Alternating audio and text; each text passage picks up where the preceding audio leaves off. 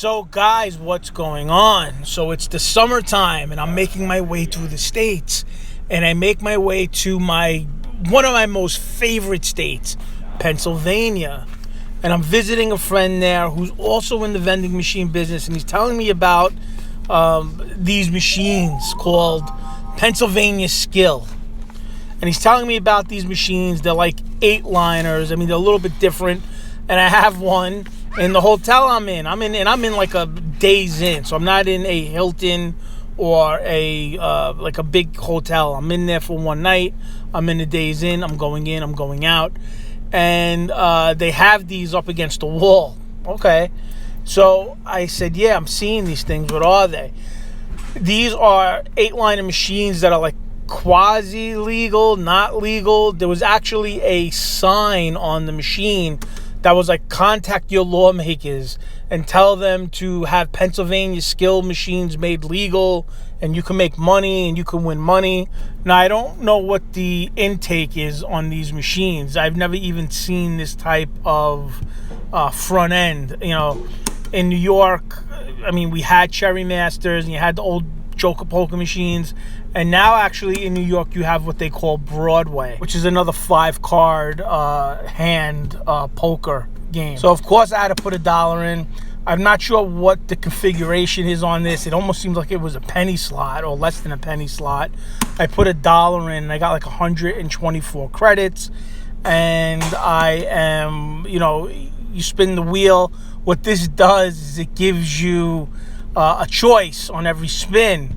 So it spins, and then it asks you to choose one spot to be the wild. And so I wasn't sure exactly what to do yet.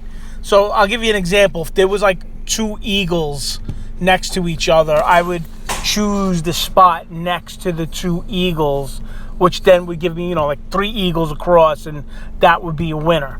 And that's how you do it. At first, I wasn't sure if I pressed the spot and then my next spin, it would maybe hold. Let's say if it was a bear and I pressed it, it would just, keep the bear frozen. So if other bears, I guess, came out, it wasn't really, it didn't have directions. It wasn't telling you exactly how to play.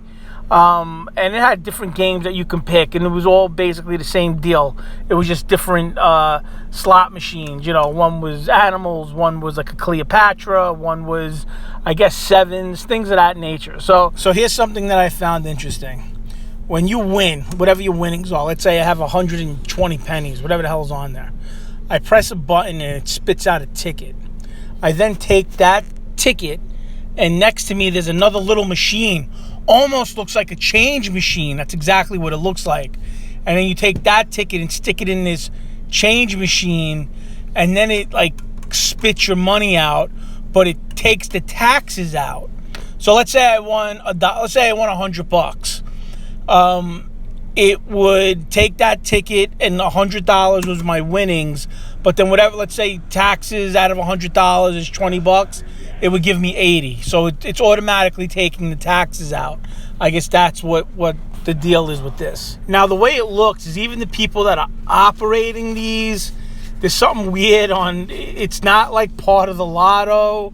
I'm not sure if it's a private vending company, like it's not ABC Vending that's doing this. There's this whole thing with this. I guess it's very murky or very gray. And not to say that even in New York with these machines, things are murky and gray, but you kind of know, where they stand.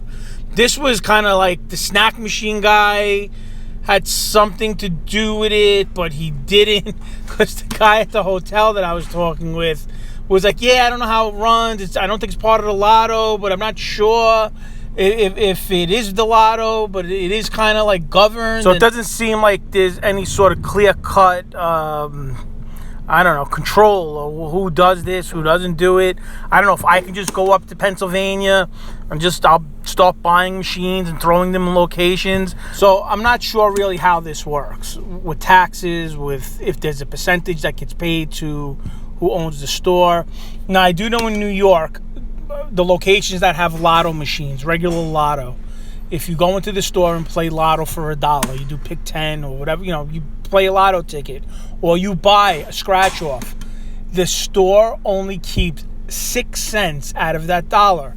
So if I go into the lotto and I say, hey, give me $1 scratch off, the guy gives me $1 scratch off. The guy who owns the store is only keeping 6 cents out of that dollar. The other 94 cents goes to the New York State Lotto or whatever. But I don't know how this works. But they look good. I wonder if there's a board in here or if this is just running on some sort of computer. The older machines had like a physical board with chips and all that type of good stuff. I don't know if that has this. It's a touch screen, so there's no buttons. It just has like one play button, but everything else you can touch. You really don't even need the play button, but they have it. Yeah, I don't know. I'm always interested in these things. These things always interest me in how they work, how they run. I didn't see anybody playing this when I was there. Like I said, I was in and out in a day, so I don't know exactly what they bring in, what they don't. It seems that you can kind of do gambling anywhere, especially when you're outside of New York. All these states I go into have different types of machines like this. And I mean, like I said, I don't know what the laws are, what the laws aren't. I just know kind of what New York and New Jersey run, and Connecticut. You really can't have things thrown out in the open. Actually, believe it or not, Broadway, I think, could be in the open, if I'm correct now. But that's really it. I figured I'd share that. Like I said, these aren't things that you see every day. The machine was nifty. It had a nice neon changing color thing spinning around. And, I mean, the cabinet was built like crap. It wasn't built like that old, like, solid wood, those old poker machines with that actually held like a CRT. Some of those old poker machines would have like 19-inch. Some of them had even bigger than 19-inch monitors in them. And I remember people would buy them just to use the monitor. A lot of these main people that build these arcade machines, it was hard to get a monitor, to get like a Wells Gardner. They don't exist, or if they do, they're expensive. But they would grab the old poker machines for like $100, and they could care less about the machine. They would just wanted the monitor out of it. So this was also, LCD, whatever. Nice machine, like I said, but I think the cabinet itself was like flimsy. It was like it wasn't a thick wood. I mean, I wasn't banging it around. I was just kind of feeling it. But that is it. If you know anything more about this, please leave a comment below. As always, I love to read your comments. And I don't know, with that being said, I hope everybody's doing well. Hope everybody's staying safe. God bless you guys, and I will talk to you guys later.